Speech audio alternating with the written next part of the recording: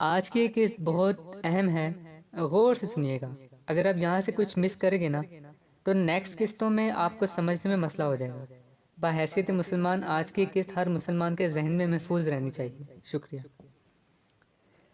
Master نے ہنس کر کہا، ابھی وقت نہیں آیا تمہارا، جب مجھے مناسب لگا پھر بتاؤں گا۔ حیدر چپ کر گیا۔ کمرے میں ایک بچہ اور ایک بچی جو تقریباً حیدر ہی کی ہم عمر تھے کمرے میں داخل ہوئے۔ ان دونوں کے ہاتھوں کی پشت سے تھوڑا تھوڑا خون رس رہا تھا۔ دونوں کے چہروں پر تکلیف کے آثار تھے۔ یہ میرا بیٹا اور میری بیٹی ہے، ماسٹر نے حیدر کو بتاتے ہوئے کہا۔ جیسا سلوک یہ ہمارے ساتھ کرتے ہیں لگتا تو ایسا ہے جیسے ہمیں روڈ سے اٹھایا ہو، پاس سے گزرتے ہوئے لڑکے نے اپنی بھائی سے سرگوشی میں کہا۔ ماسٹر نے تو یہ بات نہ سنی مگر حیدر قریب تھا، اس نے سن لی۔ حیدر نے بڑی حیرانگی سے اس لڑکی کی طرف دیکھا۔ بابا اب بس ہو گیا، تھوڑا رحم کریں۔ صبح صبح اچانک نئی اور ہارڈ ایکسرسائز اور اب یہ پنچنگ بیگ پر باکسنگ کر کے ہاتھ ٹوٹ چکے ہیں۔ لڑکی شاید اپنے بھائی سے تیز تھی، مسلسل بولے جا رہی تھی۔ ٹارگٹ پورا ہوا؟ ماسٹر نے کسی بات پر بھی کان دھرے بغیر مطلب کی بات کرتے ہوئے کہا۔ جی نہیں، لڑکے نے دھیمے لہجے میں کہا۔ دین گیٹ آؤٹ اور ٹارگٹ پورا کرو ورنہ آدھا گھنٹہ لگز اب سزا بھگتو، ماسٹر نے سخت لہجے میں کہا۔ دونوں نے احتجاجاً نظروں سے اپنے باپ نما ماسٹر کو دیکھا مگر فوراً واپس جانے کے لیے چل پڑے۔ ٹھہرو، ماسٹر کی آواز سنائی دی۔ وہ دونوں واپس مڑے، ان کے چہروں پر خوشی کے آثار نظر آنے لگے۔ شاید ہماری جان چھوٹ گئی ہے۔ یہ حیدر ہے، یہ بھی آج تمہارے ساتھ پریکٹس کرے گا، ماسٹر نے کہا تو حیدر چونکا مگر فوراً کھڑا ہو گیا، لیکن ان دونوں کے منہ لٹک گئے۔ چلو، حیدر بھی ان کے پیچھے پیچھے چل پڑا۔ بھائی تو کہاں سے اس جہنم میں پھنس گیا ہے، لڑکے نے اس کے کان کے قریب سرگوشی کرتے ہوئے کہا۔ اس سے پہلے دیر ہو جائے اور تمہاری ہڈیاں ٹوٹ جائیں، نکل لو یہاں سے، نکل لو یہاں سے بیٹا، ورنہ اب کیا ہوئے جب چڑیاں چگ گئیں کھیت، کہنے کا موقع بھی نہیں ملے گا۔ اس سے پہلے وہ لڑکے کو جواب دیتا فوراً لڑکی نے کہہ کر اپنا حصہ بھی ڈال دیا۔ حیدر حیرانگی سے دونوں کو دیکھ رہا تھا، اسے سمجھ نہیں آئی وہ کیا جواب دے۔ اس کے منہ سے بس اتنا ہی نکلا، شکریہ۔ تھوڑی ہی دیر میں وہ جمنازیم ٹائپ کے ایک بڑے ہال میں پہنچ گئے۔ حیدر حیرت سے ادھر ادھر لگی مشینوں اور ساز و سامان کو دیکھ رہا تھا۔ تھوڑی ہی دیر میں وہ پنچنگ بیگز کے سامنے پہنچ گئے، لیکن حیدر یہ دیکھ کر حیران رہ گیا۔ حیدر موویز بھی دیکھتا تھا، ایسے پنچنگ بیگز اس نے پہلے کبھی نہیں دیکھے تھے۔ وہ پورے کے پورے انسان نما تھے۔ اگر وہ پہلے سے موجود دو ایسے بیگز پر پنچنگ کے نشان نہ دیکھتا تو وہ یہی سمجھتا یہ انسان کے پتلے ہیں۔ سامنے دیوار پر ایک بہت بڑا پوسٹر لگا ہوا تھا جس پر ایک انسان کی بڑی تصویر بنی تھی، مگر وہ ایسی تصویر تھی جس سے عموماً بیولوجی کے کلاس میں ہوتی ہیں، اور اس تصویر میں انسان کی ہڈیاں، رگیں اور دوسرے سسٹم کو دکھایا گیا تھا، اور ہر چیز پر ایک ایرو کے نشان سے اس رگ اور ہڈی کی وضاحت کی گئی تھی کہ یہ رگ کیا کام کرتی ہے وغیرہ وغیرہ۔ حیدر کو ایسا لگا جیسے وہ کسی بایولوجی کے لیب میں پہنچ چکے ہیں۔ شروع ہو جاؤ، حیدر نے ماسٹر کی آواز سنائی دی۔ حیدر نے دیکھا لڑکا اور لڑکی دونوں نے اپنے سامنے موجود پنچنگ سٹارٹ کر دی، مگر حیدر نے دیکھا وہ پنچنگ کے ساتھ ساتھ اپنے پاؤں اور گھٹنے کی ضربیں بھی لگا رہے تھے۔ حیدر کی نظر پوسٹر کے ساتھ لگی سکرینز پر پڑی، دو سکرینز آن تھی، حیران رہ گیا، اس پر بھی ایک انسان نظر آ رہا تھا۔ اس نے نوٹ کیا جیسے اس لڑکے یا لڑکی کا پنچ یا ٹھوکر بیک لگتی تو سامنے سکرین پر کچھ نمبرز لکھے ہوئے آتے، اور ساتھ ہی اس انسان کے جسم پر ایک سرخ دھبا سا نظر ظاہر ہو جاتا۔ وہ حیرت سے اس طلسم ہوشربا کو دیکھ رہا تھا۔ یہ نمبر ظاہر کرتے ہیں کہ جو ضرب لگائی گئی ہے اس کی شدت کتنی ہے، اور جو سرخ دھبا ظاہر ہوتا ہے وہ ظاہر کرتا ہے کہ ضرب کس مقام اور کس جگہ لگ رہی ہے۔ ماسٹر کی آواز سنائی دی۔ حیدر نے حیرانگی سے ماسٹر کو دیکھا۔ یہ سسٹم میں نے اسپیشلی بنوایا ہے، عام طور پر ایسا سسٹم نہیں ملتا، ماسٹر نے مزید وضاحت کی۔ اب ذرا ان بیگز کو چھو کر دیکھو، ماسٹر نے حیدر سے کہا تو حیدر نے ان کو چھوا تو اسے حیرت کا ایک اور جھٹکا لگا۔ انسان نما بیگز یا ڈھانچہ چھونے میں اسی طرح محسوس ہوا جیسے کوئی انسان ہو، ان کے اندر نہ جانے کیا کچھ ڈالا ہوا تھا۔ لکڑیاں تھیں یا کچھ اور حیدر نے اس انسان نما بیگ کا ہاتھ پکڑا تو بالکل انسانوں کی ہڈیوں کی طرح اسے ہڈیاں محسوس ہوئی اور گوشت کی جگہ گوشت کی طرح محسوس ہوا۔ اگر کوئی آنکھیں بند کر کے اس کو پکڑتا تو اسے ایسا ہی لگتا جیسے کسی انسان کو پکڑ لیا اس نے۔ سامنے ایک کمپیوٹر پڑا ہوا تھا جس کے پیچھے ایک کرسی پر ماسٹر بیٹھ گیا اور بٹنوں اور ماؤس کے ساتھ کچھ چھیڑ چھاڑ کی تو ایک اور ایسا بیگ اوپر لگی تاروں والا تارواں کے ساتھ کھینچتا ہوا آگے آ گیا۔ اس پر سرخ دائرے بنے ہوئے تھے۔ حیدر نے نوٹ کیا کہ اس لڑکی اور لڑکے کے بیگز پر وہ دائرے نہیں ہیں۔ تم اب شروع کرنے جا رہے ہو، اس لیے شروع سے شروع کرتے ہیں۔ ان دائروں کے این بیچ تمہارا مکہ جتنا زور ہے اس زور سے لگنا چاہیے۔ آج صرف تمہیں پنچنگ ہی کرنی ہے، ککنگ بعد میں سٹارٹ ہوگی، اور تم دونوں بیٹھ جاؤ۔ ماسٹر نے ان تینوں کو ہدایت دیتے ہوئے کہا۔ وہ دونوں بیٹھ گئے لیکن حیدر اس بیگ کے سامنے آ گیا۔ اس نے دیکھا سامنے ایک نئی سکرین روشن ہو چکی ہے۔ اس نے دیکھا وہ تینوں اسے دیکھ رہے تھے۔ لڑکی اور لڑکے کے دیکھنے کے انداز میں دلچسپی تھی۔ حیدر نے دل ہی دل میں سوچا اسے بہت اچھی کارکردگی دکھانا ہوگی، اگر ان دونوں سے بڑھ کر نہ بھی ہو تو ان سے کم ہرگز نہ ہو۔ اس نے پوری طاقت سے مکہ کن پٹی پر بنے دائرے میں مارا تو اس کا ہاتھ جھنجھنا اٹھا اور ایک تیز درد کی لہر اپنے جسم میں محسوس ہوئی۔ Black hunt? کہاں سے سنا ہے یہ؟ راشد نے بڑی سنجیدگی سے خولا سے پوچھا۔ یہ نام صدف والے معاملے میں سامنے آیا ہے، خولا نے جواب دیا۔ خولا نے پہلے راشد سے مشورہ کیا تھا صدف اور قاسم والے معاملے میں، اس لیے انہیں پتا تھا۔ تم ان معاملوں سے دور رہو، سمجھی؟ اگر آئندہ اس معاملے میں دلچسپی دکھائی تو تمہارے بابا کو شکایت کر دوں گا۔ راشد اچانک ہی ہتے سے اکھڑ گئے۔ بھائی پلیز، میں جان بوجھ کے یہ نام سامنے نہیں لائی۔ قدرت مجھ سے کوئی کام لینا چاہ رہی ہے، شاید اس لیے میرے سامنے یہ نام آیا ہے۔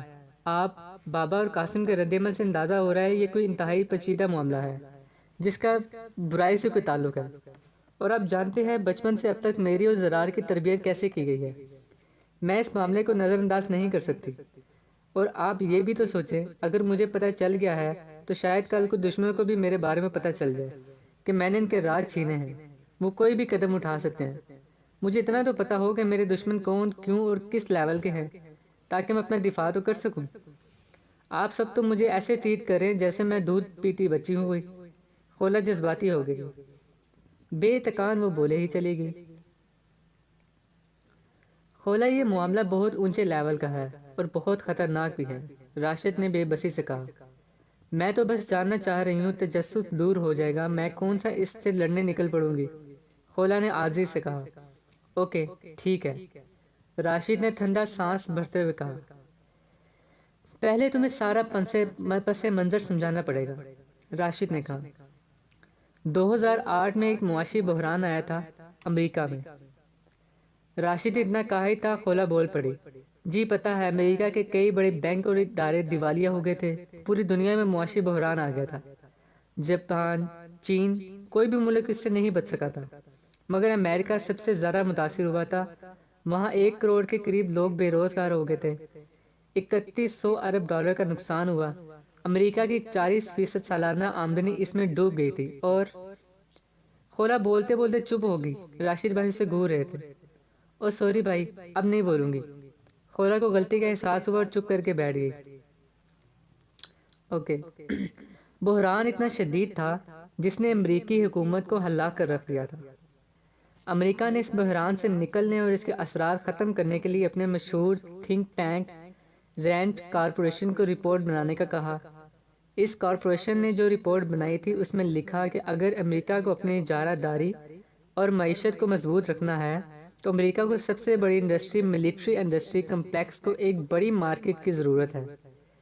یہ اسلحہ بنانے والی وہ صنعت ہے جس سے امریکہ سب سے زیادہ کماتا ہے۔ اس رپورٹ میں لکھا تھا ایک بڑی جنگ ہونا ضروری ہے۔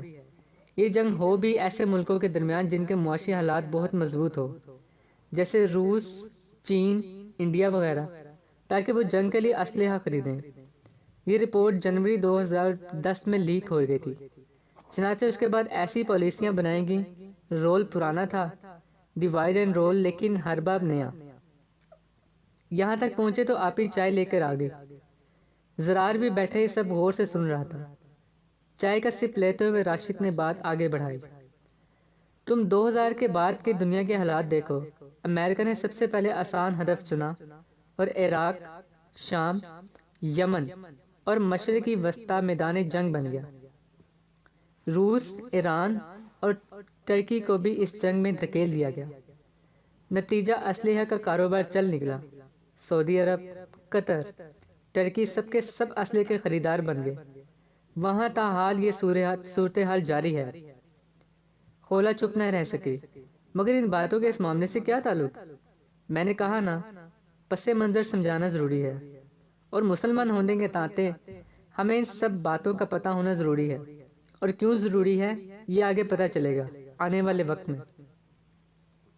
لیکن امریکہ کا مقصد ابھی پورا نہیں ہوا تھا، اس لیے اس نے انڈیا میں اس نے اکھنڈ بھارت اور ہندوتوا کے نظریات کو پروان چڑھایا، جس کے نتیجے میں 2014 میں وہاں متعصب مودی کی حکومت بن گئی۔ اسی حکومت کے دوران مذہبی ہندو قیادت اور متعصب ہندو کمیونٹی کو یہ یقین دلایا گیا اب اکھنڈ بھارت کے قیام کا وقت آ گیا ہے۔